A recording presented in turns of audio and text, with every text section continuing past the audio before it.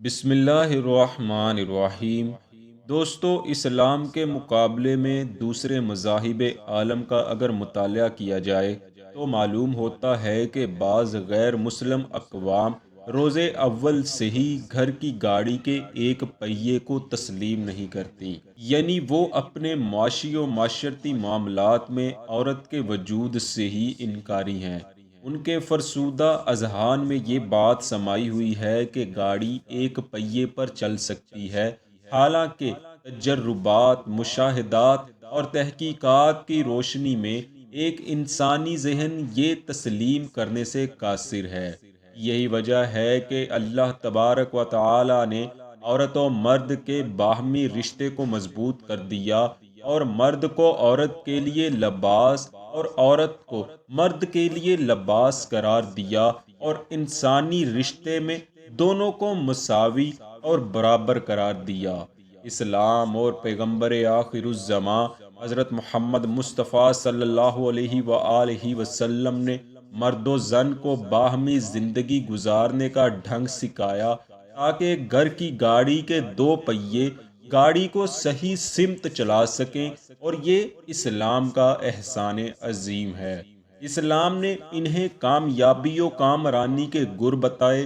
انہیں باہمی نفرت سے اعتراض کرنے اور ایک خوبصورت معاشرے کی تشکیل کے لیے وفور محبت کا درس دیا، کہ جس پر عمل کرتے ہوئے یہ نہ صرف اپنی دنیا بلکہ آخرت بھی بہتر بنا سکتے ہیں۔ تاجدار کائنات حضرت محمد رسول اللہ صلی اللہ علیہ وآلہ وسلم نے جا بجا مرد و زن کی تربیت فرمائی، اور اس سلسلے میں کتب سیر میں آپ کے درجنوں فرامین ملتے ہیں۔ آج کی اس ویڈیو میں ہم اسی حوالے سے پیارے آقا صلی اللہ علیہ وآلہ وسلم کے دو ایسے فرامین آپ کے سامنے پیش کریں گے جو شاید آپ نے پہلے کبھی نہ سنے ہوں۔ چنانچہ ابن ماجہ شریف میں ایک حدیث پاک ہے، حضرت ابو ہریرہ رضی اللہ عنہ روایت کرتے ہیں، نبی کریم صلی اللہ علیہ وآلہ وسلم نے فرمایا، اللہ تعالیٰ اس شخص پر رحم کرے جو رات کے وقت بیدار ہو کر نماز ادا کرتا ہے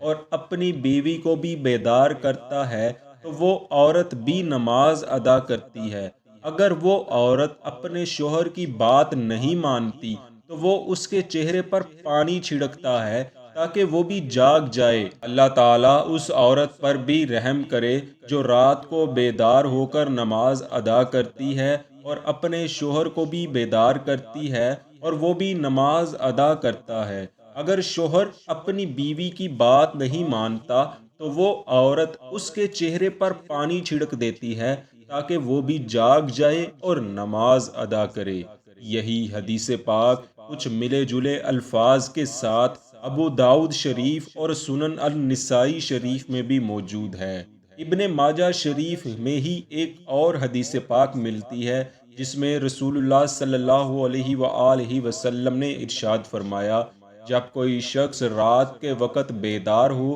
اور اپنی بیوی کو بھی بیدار کرے اور دونوں 2 رکعت نماز ادا کرے، تو ان دونوں کا نام ان افراد میں لکھا جاتا ہے جو اللہ تعالیٰ کا بکثرت ذکر کرنے والے مرد و خواتین ہیں۔ سبحان اللہ۔ دوستو، ان احادیث مقدسہ کی شرح میں علماء کرام لکھتے ہیں، رات کو اٹھ کر نماز پڑھنے سے مراد تہجد کی نماز ہے، لیکن اگر مرد و عورت کسی کی بھی کوئی نماز قضا ہو گئی ہو اور اس وقت اس کے ذمے قضا ہو تو قضا نماز کا پڑھنا ہی اس وقت اولیٰ ہوگا۔ منہ پر پانی کے چھینٹے مارنے کا مطلب یہ ہے کہ اس کو نماز پڑھنے اور پروردگار کی عبادت کرنے کے لیے بیدار کرنے کے واسطے جس طرح بھی ممکن ہو سعی و کوشش کرے۔ بہرحال حدیث پاک کا حاصل یہ ہے کہ خامند و بیوی جس طرح سماجی زندگی اور مذہبی امور میں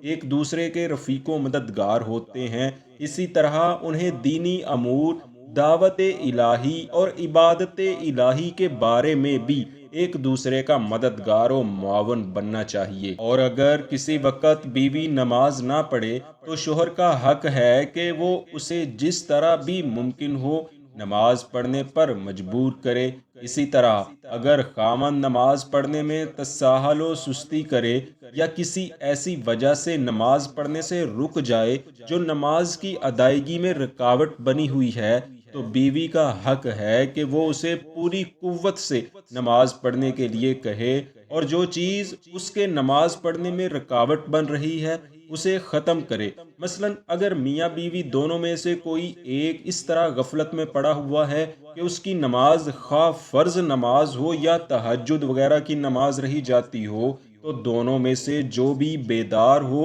وہ دوسرے کو بھی نیند سے اٹھائے۔ اگر وہ نہ اٹھے تو ایسی ترکیب کرے جس سے اس کی نیند ختم ہو جائے اور وہ اٹھ کر نماز پڑھ سکے۔ دوستو، رسول اللہ صلی اللہ علیہ وآلہ وسلم کے مبارک فرمان کے مطابق شوہر و بیوی کے لیے اللہ رب العالمین کی خوشنودی حاصل کرنا اور اس کے مقربین کی صف میں شامل ہونا اس قدر آسان ہے، مگر بدقسمتی کہ ہم میں سے بہت کو تو ایسی احادیث ہی نہیں پتہ، اور جن کو علم بھی ہے وہ ان پر عمل کرنے سے قاصر ہیں۔ دعا ہے رب العالمین ہمیں خلوص دل سے ہمیشہ اپنی عبادت کرتے رہنے کی توفیق عطا فرمائے، اور ہمیں اور ہماری اولادوں کو اور ہمارے والدین کو کامل ایمان کی دولت نصیب فرمائے۔ آمین۔